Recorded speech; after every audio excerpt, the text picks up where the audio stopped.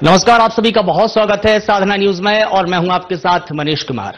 साथियों, आज विश्व हेपेटाइटिस दिवस है और दुनिया के हर एक देश आज विश्व हेपेटाइटिस दिवस मना रहे हैं। लेकिन क्या आप जानते हैं कि दरअसल हेपेटाइटिस होता क्या है और ये कितना गंभीर रोग है जिसे साइलेंट किलर के तौर पर भी जाना जाता है। ये कितना गंभीर रोग है जिससे करोड़ों लोग हर साल में जान गंवाते हैं और ये रोग इतना गंभीर है कि HIV, TB और मलेरिया इससे भी अधिक जो मरने वालों का आंकड़ा है वो हेपेटाइटिस से जान गंवाते हैं। और आखिर सरकारों ने इसके रोकथाम के लिए क्या किया है, कैसे लोगों में जागरूकता फैलाई जा सकती है, इन तमाम बिंदुओं पर, इन तमाम पहलुओं पर हम बात करेंगे और इसकी रोकथाम के बारे में जानेंगे।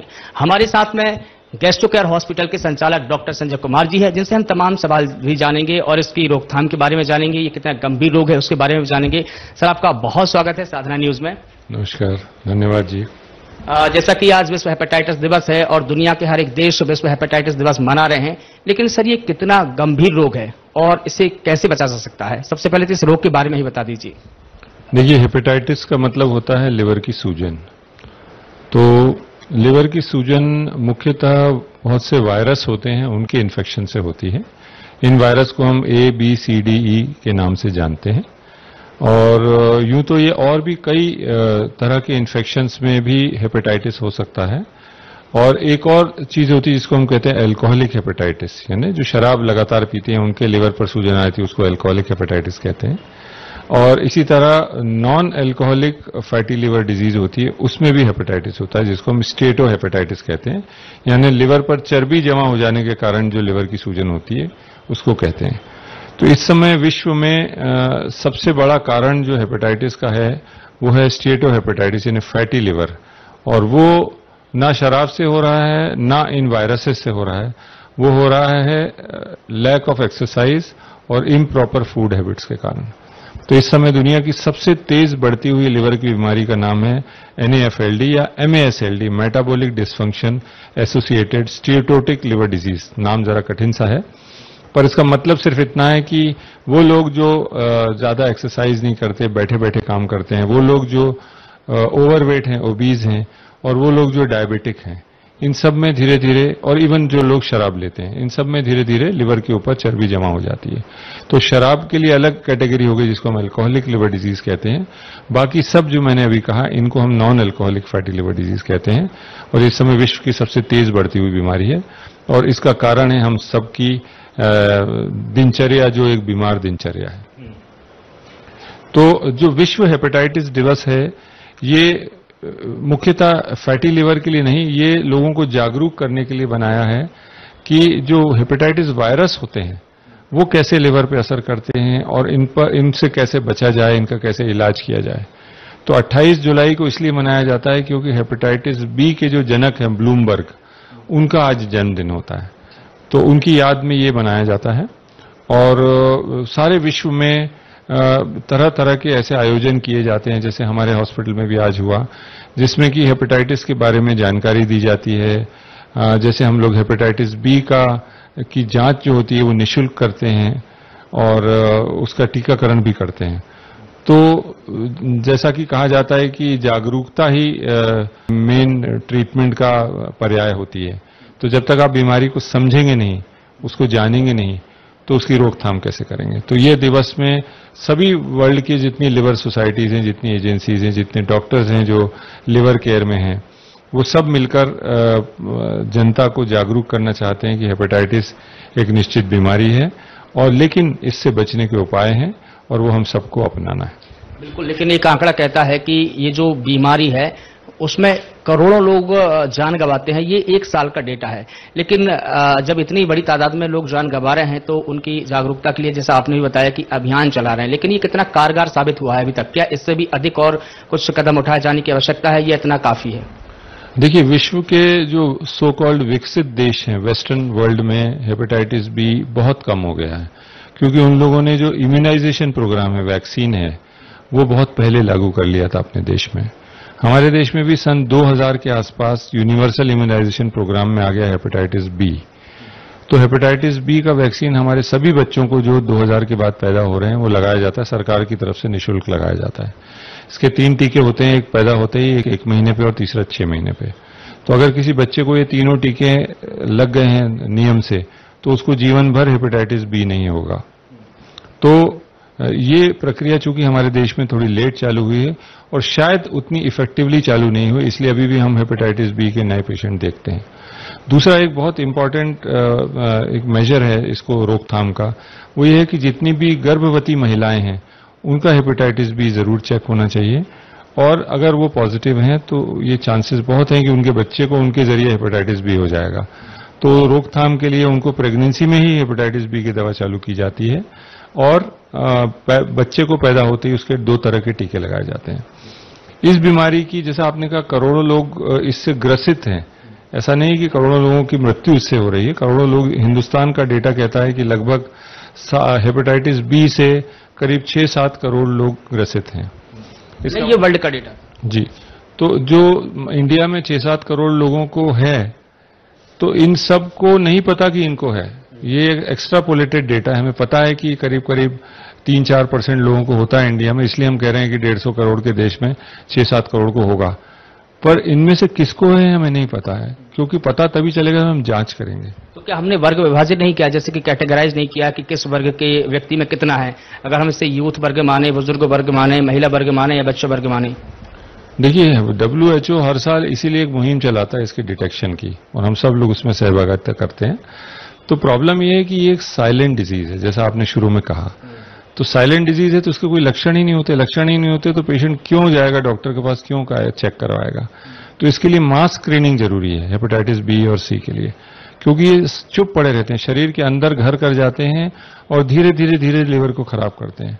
तो एक हेपेटाइटिस बी जो मां से बच्चे को आता है वो 40 साल तक चुप पड़ा रहता है। तो लगभग 35-40 साल का जब ये बच्चा हो जाता है तब इसके शरीर में हेपेटाइटिस बी एक्टिव होता है, फिर वो बीमारी करता है जिसको हम क्रोनिक हेपेटाइटिस कहते हैं। कुछ लोगों को लिवर सिरोसिस हो जाता है, लिवर डैमेज हो जाता है, और कुछ को लिवर कैंसर भी।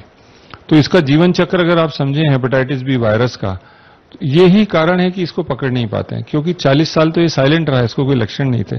तो जब तक आप हर बस्ती, हर घर में जाके टेस्ट नहीं करेंगे, आप पकड़ेंगे कैसे इन 7 करोड़ लोगों को? अच्छा, आजकल जो लोगों की डेथ हो रही है, जैसे चलते चलते कोई गिर गया उसकी डेथ हो गई, खेलते खेलते कोई गिर गया उसकी डेथ हो गई, कोई नाचते नाचते गिर गया उसकी डेथ हो गई, क्या इसमें हम ये लक्षण देख सकते हैं? नहीं, वो जो हो रही है वो सडन कार्डियक डेथ बोलते हैं उसको, सडन कार्डियक डेथ है, वो कार्डियक से होती है। वो तो आप यूं समझ लें कि हमारा हार्ट जो है लगातार हर मिनट 70-80 बार पंप कर रहा है, और वो एक तरह की इलेक्ट्रिकल इंपल्स होती है। मान लीजिए सर्किट में कोई दोष आ गया, एकदम से उसने पंप करना बंद कर दिया, तो व्यक्ति की तुरंत मृत्यु हो जाती है। तो हेपेटाइटिस में सडन डेथ नहीं होती, ये हमें समय देता है। अच्छा, हर बरस जब हेपेटाइटिस दिवस मनाया जाता है तो उसकी अलग अलग थीम्स वगैरह होती है, तो इस बार इसकी थीम क्या है? इस बार इसकी थीम है लेट्स ब्रेक इट। मतलब वो सब बंधन जो हमको हेपेटाइटिस को पकड़ने में या उसके इलाज में हमारे आड़े आ रहे हैं, उन बंधनों को तोड़ दिया जाए। तो ये आह्वान WHO ने हम सबसे किया है जो इसकी केयर में लगे हैं। वो सब लोग जो हेपेटाइटिस के केयर गिवर्स हैं, उनको ये कहा गया कि सब तरह के सामाजिक आर्थिक बंधन तोड़ें और जाके आगे बढ़ के इन पेशेंट्स का चेकअप करें।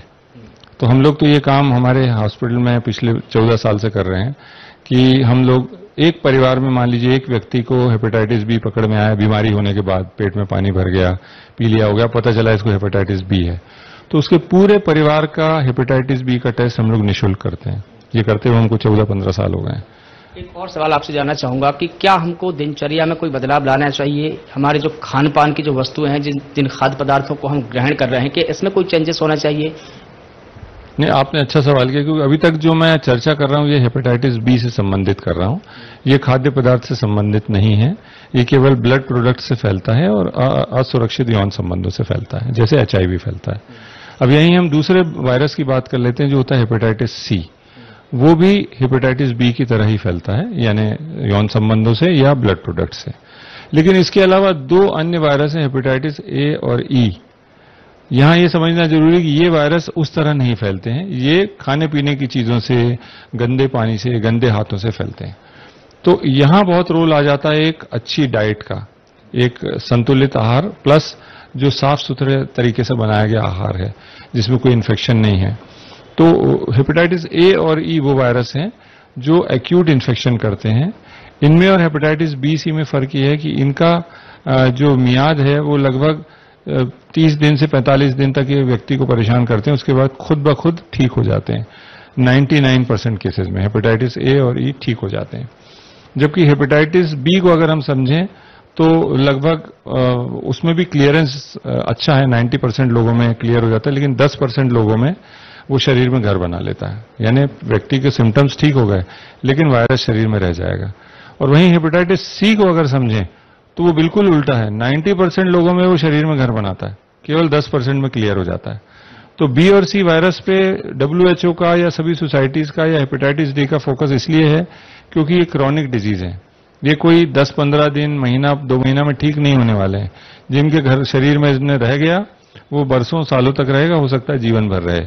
और ये सब प्रॉब्लम्स जो हम कहते हैं लिवर कैंसर, लिवर सिरोसिस, वो इनसे होते हैं।